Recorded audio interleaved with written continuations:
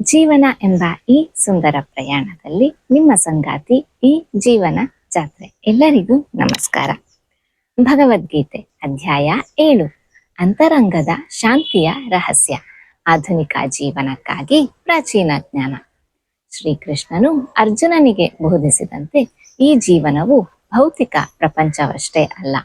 ಇದು ಮನಸ್ಸು, ಬುದ್ಧಿ ಮತ್ತು ಅಹಂಕಾರದಂತಹ ಕೆಳಮಟ್ಟದ ಪ್ರಕೃತಿ ಹಾಗೂ ವಿಶ್ವವನ್ನೇ ಎತ್ತಿ ಹಿಡಿಯುವ ಉನ್ನತ ಚೇತನದ ಸಮ್ಮಿಶ್ರಣವಾಗಿದೆ.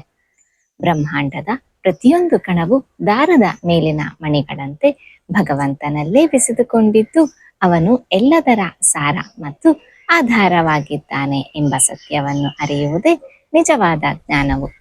ಸತ್ವ, ರಜಸ್ ಮತ್ತು ತಮಸ್ ಎಂಬ 3 ಗುಣಗಳ ಮಾಯೆಯು ನಮ್ಮನ್ನು ದಾರಿ ತಪ್ಪಿಸಿ ದೈವಿಕತೆಯನ್ನು ಮರೆಯುವಂತೆ ಮಾಡಿದರೂ ಭಗವಂತನ ಕೃಪೆಯಿಂದ ಈ ಭ್ರಮೆಯನ್ನು ದಾಟುವುದು ಸಾಧ್ಯವಿದೆ.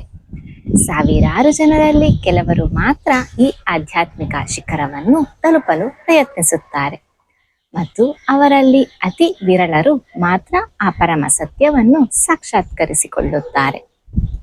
ಜೀವನದಲ್ಲಿ ಕೇವಲ ಕಷ್ಟವು ಬಂದಾಗ ಅಥವಾ ಸಂಪತ್ತಿಗಾಗಿ ಭಗವಂತನನ್ನು ನೆನೆಯುವವರಿಗಿಂತ ಯಾವುದೇ ಪ್ರತಿಫಲಾಪೇಕ್ಷೆ ಇಲ್ಲದೆ ಕೇವಲ ಶುದ್ಧ ಪ್ರೀತಿಗಾಗಿ ಆರಾಧಿಸುವ ಜ್ಞಾನಿಯು ಅತ್ಯಂತ ಶ್ರೇಷ್ಠನಾಗಿದ್ದಾನೆ.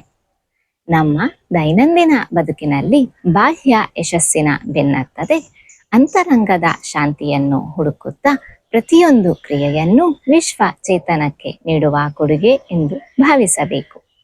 ಅಂತಿಮವಾಗಿ ನಾವು ಪೂಜಿಸುವ ರೂಪ ಯಾವುದಾದರೂ ಅಂತಿಮ ಗುರಿ ಒಂದೇ ಎಂಬ ಸತ್ಯವನ್ನು ಅರಿತು ನಮ್ಮ ಅಹಂಕಾರವನ್ನು ಅಳಿಸಿ ಎಲ್ಲದರಲ್ಲೂ ದೈವಿಕತೆಯನ್ನು ಗುರುತಿಸುತ್ತಾ ಆ ಅವಿನಾಶಿ ಶಕ್ತಿಯೊಂದಿಗೆ ಒಂದಾಗುವುದೇ ಜೀವನದ ನಿಜವಾದ ಮುಕ್ತಿ ಮತ್ತು ಸಾರ್ಥಕತೆಯ ಹಾದಿಯಾಗಿದೆ.